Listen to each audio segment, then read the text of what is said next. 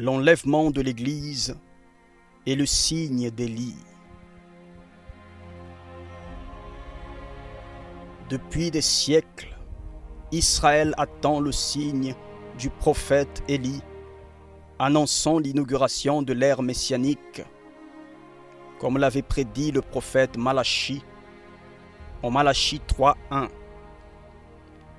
Voici, j'enverrai mon messager. Il préparera le chemin devant moi.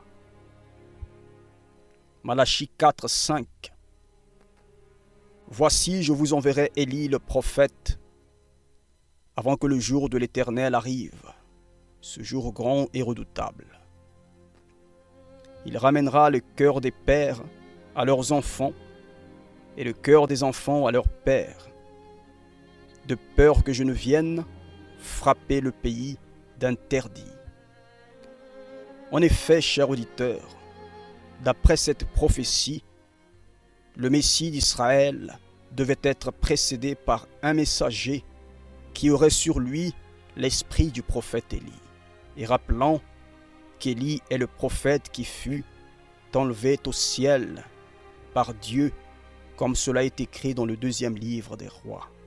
Or, pour les chrétiens pieux, le prophète Élie est une préfiguration de l'Église. Ainsi comme Élie fut enlevé, l'Église sera de même enlevée de la terre. Or, nous qui sommes en Christ, nous savons que cette prophétie avait déjà été accomplie avec la naissance de Jean-Baptiste, qui vint préparer le chemin du véritable Messie, Jésus notre roi. Et Jean-Baptiste avait effectivement sur lui l'esprit d'Élie, comme le Christ le dit en Matthieu chapitre 11 verset 13. Car tous les prophètes et la loi ont prophétisé jusqu'à Jean. Et si vous voulez le comprendre, c'est lui qui est l'Élie qui devait venir. Que celui qui a des oreilles pour entendre, entende. Mais alors, qu'est-ce qu'Israël attend si Élie est déjà venu à travers Jean-Baptiste il y a de cela 2000 ans? C'est simple à comprendre, chers auditeurs. Les rabbins n'ont pas reconnu que Jésus était le Messie. Par conséquent, ils ignorent qu'Élie est déjà venu il y a de cela 2000 ans, accomplissant parfaitement la prophétie de Malachie 3:1. Mais si Élie est déjà venu, qu'attendent-ils et quels signes auront-ils? Que vous le croyez ou non, chers auditeurs, les rabbins verront dans l'enlèvement de l'Église le signe du prophète Élie qui fut lui-même enlevé au ciel. Pourquoi en sommes-nous certains et même sûrs?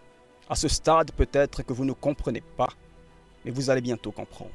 Un autre détail significatif qui échappe à certains viendra confirmer cette hypothèse pour les rabbins sur la possibilité du signe visible d'Élie dans l'enlèvement de l'Église.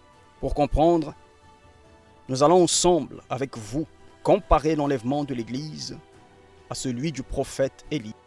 Venez avec nous dans le 2e livre des rois, au chapitre 2, à partir du verset 11.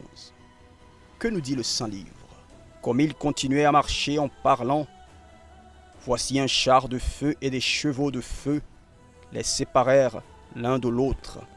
Et Élie monta au ciel dans un tourbillon. Élisée regardait et criait, mon père, char d'Israël et sa cavalerie, et il ne le vit plus. Saisissant alors ses vêtements, il les déchira en 2 morceaux, et il releva le manteau qu'Élie avait laissé tomber. Et il releva le manteau qu'Élie avait laissé tomber. N'avez-vous rien remarqué d'étrange dans cette scène, chers auditeurs? Comprenez bien, la Bible souligne que lorsqu'il est enlevé, le prophète Élie laisse tomber son manteau qui servit de signe pour Élisée son disciple. Peut-être que ce point n'a jamais retenu votre attention, mais la même chose va se répéter lors de l'enlèvement de l'Église. En effet, lorsque nous serons enlevés de la terre à la rencontre du Seigneur dans les airs, c'est notre corps physique qui disparaîtra. Mais nos vêtements resteront sur place pour servir de témoignage aux habitants de la terre.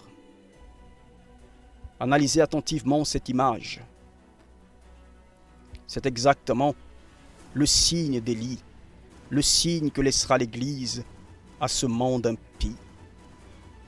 Et ainsi comme Élisée déchira ses vêtements et se lamenta après l'enlèvement d'Élie son maître, ainsi se lamenteront aussi les habitants de la terre lorsque leurs proches, amis ou parents auront disparu.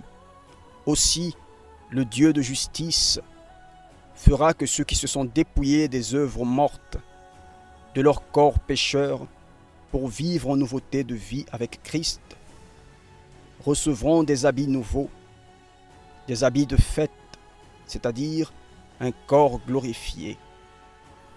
Et même les vêtements que nous aurons sur nous ce jour-là, et qui servent aujourd'hui à couvrir notre nudité, seront laissés sur place pour servir de signe aux infidèles.